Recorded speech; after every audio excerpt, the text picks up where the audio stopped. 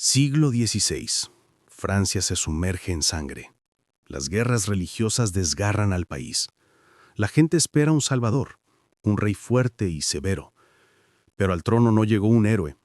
Subió Enrique III, el último de los Valois. Un rey que se convirtió en la sentencia viva de su época. Usaba ropa femenina. Se pintaba el rostro con polvos blancos. Organizaba bailes en los que los hombres danzaban como damas de la corte. Mientras el país ardía, él bailaba. Y luego comenzó a eliminar a sus enemigos, con frialdad, sin una pizca de duda. ¿Quién era realmente? ¿Un loco? ¿Un presagio del declive? ¿O el símbolo del fin de una gran era en la que los reyes amaban más el espejo que la espada? La historia de Enrique III no es solo la crónica del ocaso de Francia. Es un espejo que ningún gobernante se atreve a mirar. Francia del siglo XVI, desgarrada por brutales guerras religiosas, esperaba un líder fuerte y severo. En su lugar ascendió al trono un rey que parecía la encarnación viva de un veredicto histórico. Enrique III, el último de la dinastía Valois. Un rey que se convirtió en la sentencia viva de su época. Usaba ropa femenina, se pintaba el rostro con polvos blancos, organizaba bailes en los que los hombres danzaban como damas de la corte. Mientras el país ardía, él bailaba. Y luego comenzó a eliminar a sus enemigos, con frialdad, sin una pizca de duda. ¿Quién era realmente? ¿Un loco? ¿Un presagio del declive? ¿O el símbolo del fin de una gran era en la que los reyes amaban más el espejo que la espada?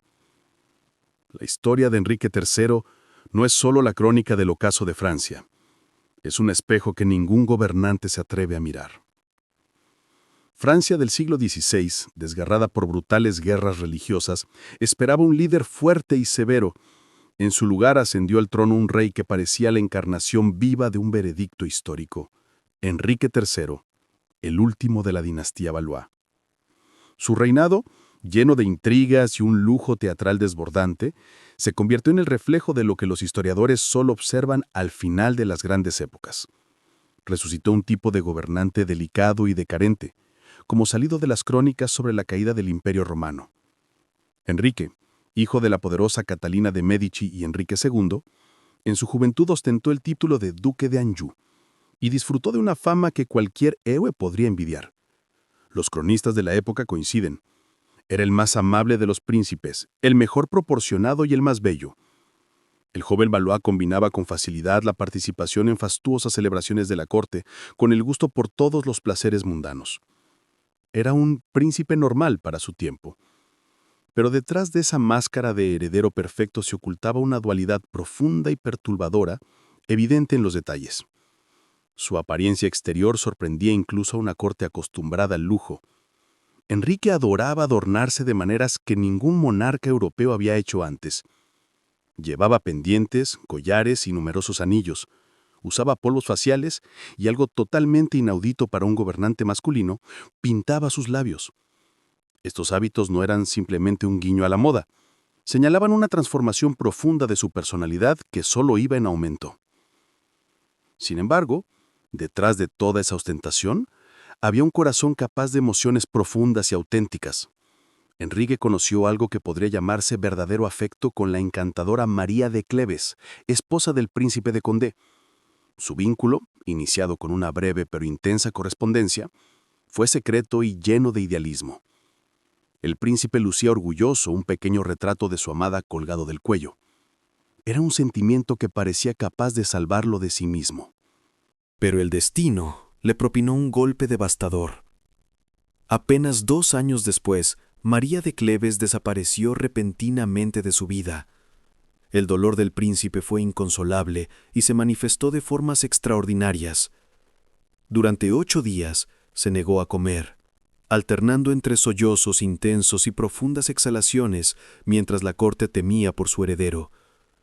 Cuando Enrique finalmente apareció en público, su aspecto no solo sorprendió, sino que dejó a todos atónitos. Iba vestido con un atuendo que podría llamarse un mascarón de duelo, un traje cubierto de símbolos y objetos que recordaban sin cesar la pérdida y la fugacidad de la vida. En los extremos de los cordones de su jubón colgaban representaciones de calaveras y en sus zapatos pequeños cráneos. Esta imagen casi gótica, que combinaba la majestuosidad real con una escalofriante simbología, no era solo luto, era la expresión pública y excesiva de un dolor insoportable. Esta salida dramática, más cercana a la aparición de un actor en una tragedia que a la de un príncipe, consolidó la primera imagen profundamente contradictoria de Enrique III, un hombre delicado, bello pero quebrantado, que llevaba sobre sí las marcas del duelo y de la decadencia. Fue un presagio del camino que elegiría para su reino y de las raíces que transformarían para siempre su alma. En realidad, es en los primeros años de su infancia donde se deben buscar las claves para comprender esa singular y patológica dualidad que convirtió a Enrique en el rey-mujer y lo condujo a un final trágico. Para entender el fenómeno del rey con maquillaje y perlas, hay que mirar más allá de los muros del palacio donde reinaba su madre, Catalina de Médici. Maestra consumada de intrigas y dramas políticos, ella creó un entorno en el que su hijo se convirtió, desde los pañales, en el centro de la atención femenina. No era un simple juego. Cuando Enrique era apenas un niño, las damas de la corte, deseando agradar a la reina y entretenerse, transformaron al pequeño príncipe en un juguete viviente. Lo vestían regularmente con ropa femenina, lo adornaban con joyas como si fuera una muñeca de porcelana y lo rociaban con perfumos caros. La delicadeza, el culto a la belleza y la pasividad fueron lo que se cultivó alrededor del joven príncipe. Esa infancia dorada pero traumática sentó las bases de esas costumbres no totalmente normales que más tarde comentaría toda la corte. Su pasión por los polvos, las joyas y el maquillaje no era un capricho, sino el eco de experiencias tempranas profundamente arraigadas. Su personalidad se formó en un ambiente donde la apariencia y la sofisticación se valoraban más que la tradicional valentía masculina. Pero eso era solo una dimensión. El príncipe, criado como objeto de arte, seguía siendo miembro de la dinastía más poderosa de Francia. A pesar de esas características, en él bullían ambiciones políticas. Mientras gobernaba su hermano mayor, Carlos IX de Valois, Enrique ostentaba el título de duque de Anjou y participaba activamente en los asuntos del Estado. Estaba preparado para ascender al trono, y su madre, fina observadora de los vientos políticos, le estaba preparando el terreno. En 1573, gracias a increíbles maniobras diplomáticas e intrigas de Catalina de Médici, se abrió para Enrique un camino inesperado. Fue elegido rey de la lejana Polonia. Fue un éxito brillante, aunque temporal, que debía reforzar la influencia de los Valois en Europa. Enrique dejó París y llegó a Varsovia para recibir la nueva corona. Pero el destino, o más bien su madre, le tenía reservado un futuro completamente distinto. Permaneció en Polonia apenas 3 meses. El 15 de junio de 1574 llegó una carta que cambió su vida por completo.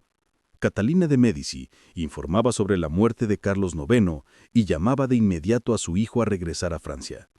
El tiempo era crítico. La corona podía caer en manos de Enrique de Navarra, líder de los hugonotes y enemigo acérrimo de los Valois. Para Enrique no existía elección. La ambición, el deber político y el llamado de su madre pesaron más que el juramento polaco. Su partida de Polonia fue tan rápida como escandalosa. Deseando conservar algún recuerdo de su segunda patria, o quizás simplemente por avaricia, se llevó consigo las joyas de la corona polaca. Ese gesto, una huida nocturna con símbolos de poder robados, ya mostraba su imprevisibilidad y disposición a sacrificar su reputación por beneficio personal y poder. Enrique se lanzó hacia su patria para sentarse en el trono de Francia, pero su camino atravesaba el sur de Europa, donde le esperaba otro encuentro decisivo, que completaría su transformación y empujaría al delicado príncipe a nuevos y prohibidos horizontes. De camino a París, el futuro rey hizo una parada en Venecia. la ciudad de las máscaras, los canales y la absoluta libertad de costumbres. Esta visita fue un punto de inflexión en la vida de Enrique.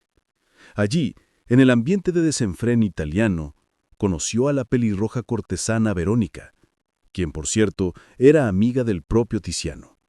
La etapa veneciana, a diferencia del idealismo de su relación con María de Cleves, estuvo dedicada a placeres más terrenales y refinados.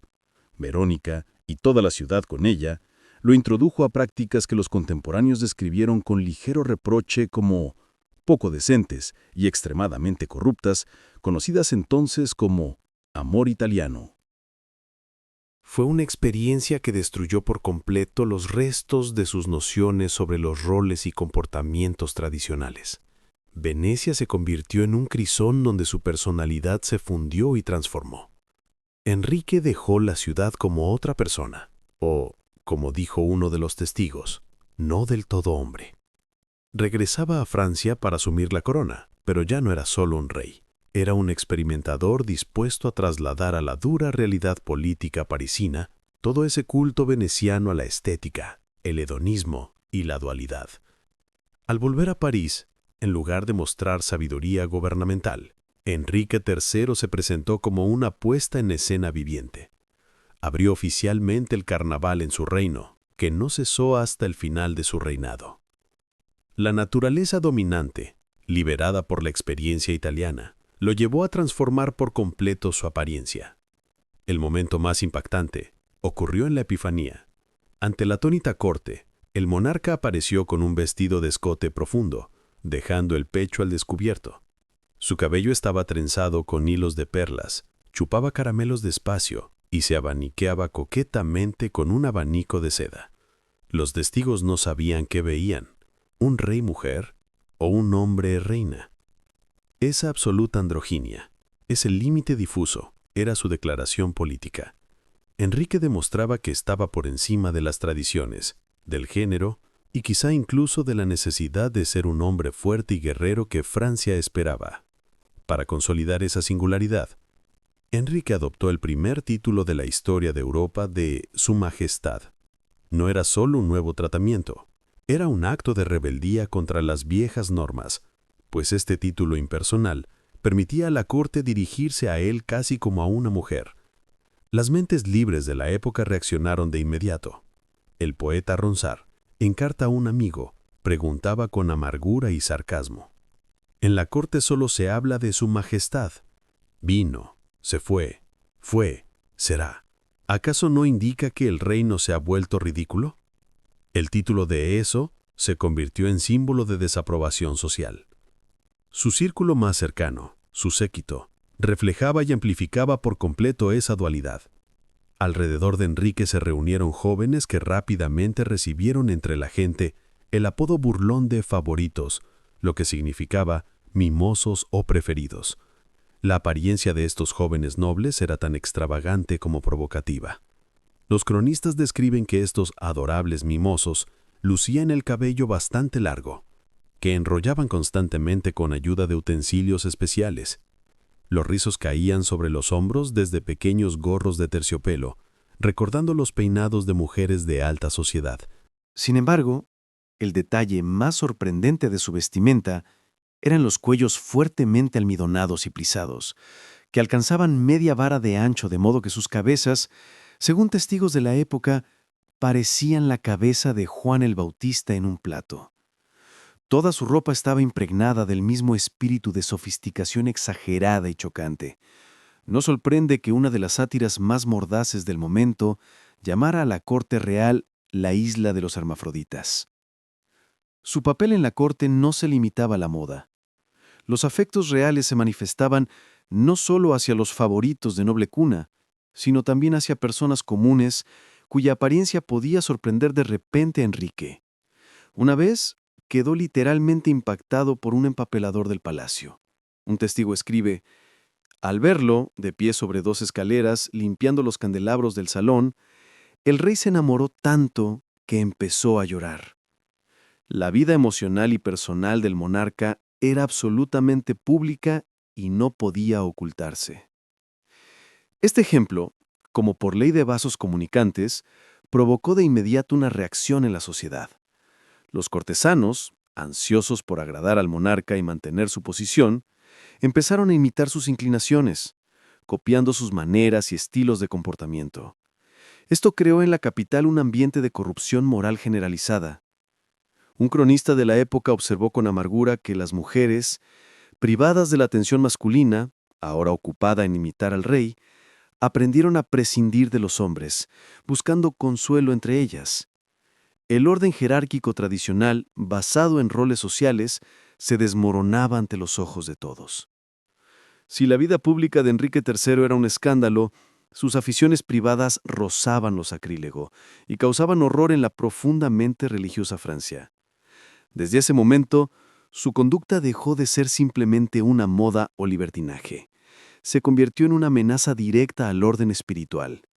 Sus pasiones reales y afectos personales adquirieron un marco místico, casi ritual, diseñado para impactar incluso los súbditos más liberales.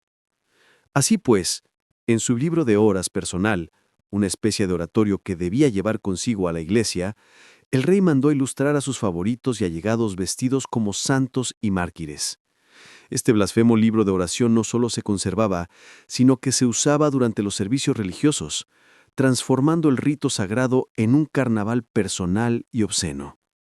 Enrique se atrevió a mezclar lo divino con lo terrenal, lo sagrado con lo prohibido, usando símbolos religiosos para glorificar sus afectos mundanos. Pero los secretos más inquietantes se ocultaban en la torre del castillo de Vincennes, donde se encontraban los aposentos privados del rey. Esta torre se convirtió en su almacén personal de todo lo relacionado con la magia y las ciencias ocultas, que en el siglo XVI se consideraban crímenes graves. Entre estos objetos se hallaban misteriosas inscripciones cabalísticas, símbolos grabados, varitas de nogal y espejos especiales destinados a invocar espíritus. Entre estos artefactos inquietantes se conservaban elementos verdaderamente escandalosos. Por ejemplo, se menciona cuero infantil curtido, marcado con signos demoníacos, lo que, según las creencias de la época, indicaba participación en rituales prohibidos. Pero el objeto más escandaloso, que habría provocado la condena inmediata de cualquier tribunal religioso, era un crucifijo de oro. Este símbolo sagrado se sostenía con dos figuras obscenas de sátiros. El artefacto parecía estar hecho no para un altar católico, sino para un altar de rituales oscuros o ceremonias satánicas. Enrique III, así, no solo cedía a sus pasiones, mostraba de manera consciente y pública desprecio por los fundamentos de la fe cristiana, pilar del Estado francés. Para una Francia desgarrada por el conflicto entre católicos y hugonotes, el comportamiento del rey equivalía a traición al Estado. Hoy, un monarca excéntrico podría ser protagonista de crónicas sociales, sufriendo apenas la atención de los paparazzi.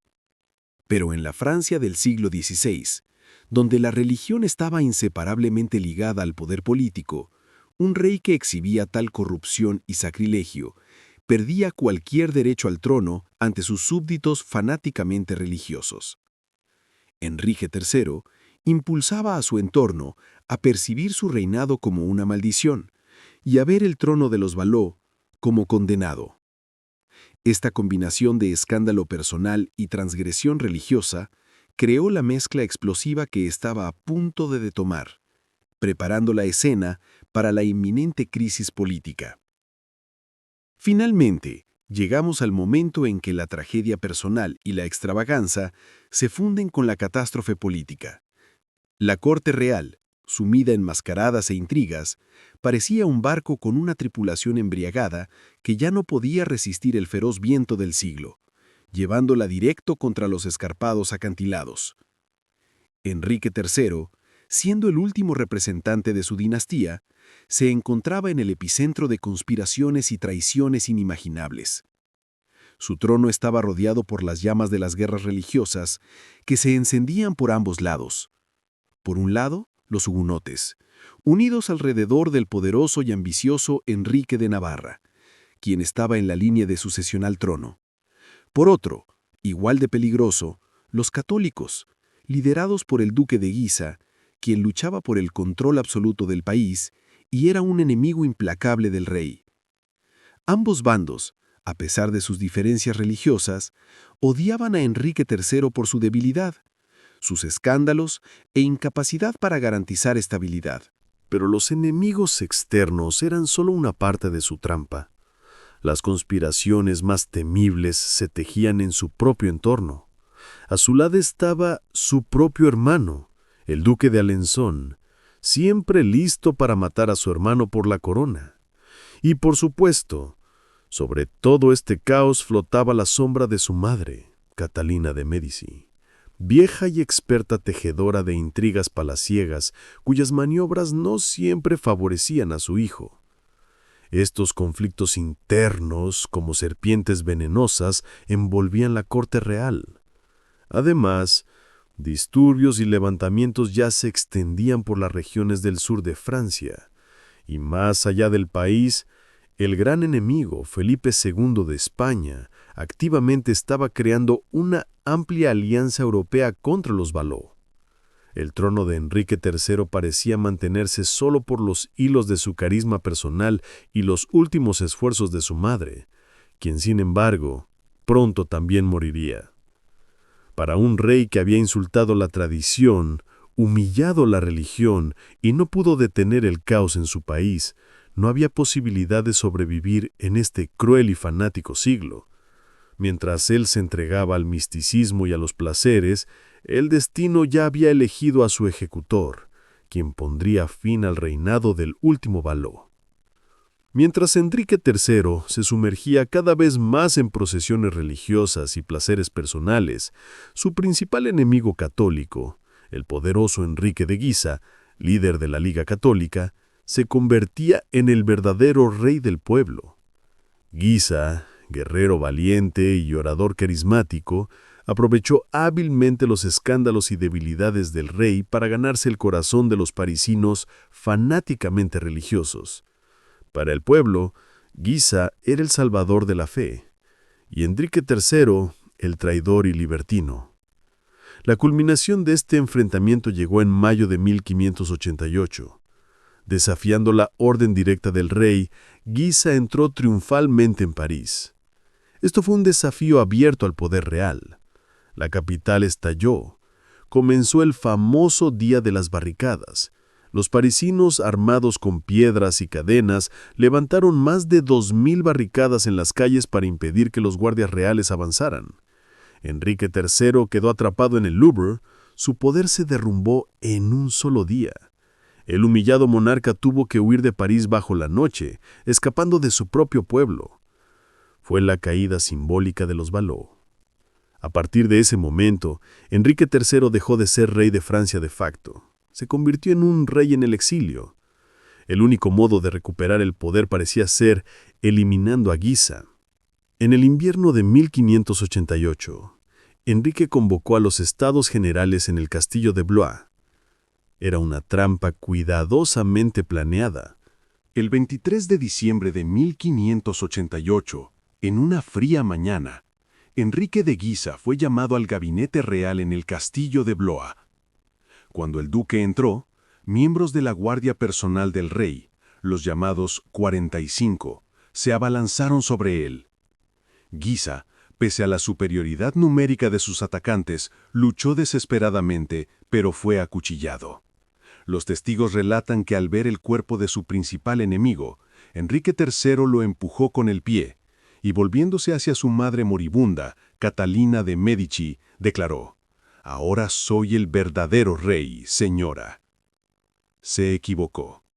Solo 2 semanas después, el 5 de enero de 1589, Catalina de Médici falleció.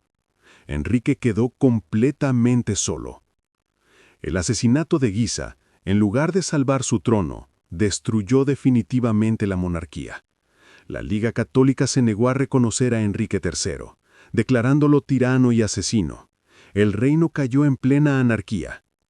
Consciente de su error fatal, Enrique III tomó la única acción posible.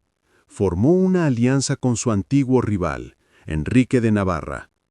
Los dos Enriques, Valois y Borbón, unieron fuerzas para recuperar París por la fuerza, y en el verano de 1589 sitiaron la capital.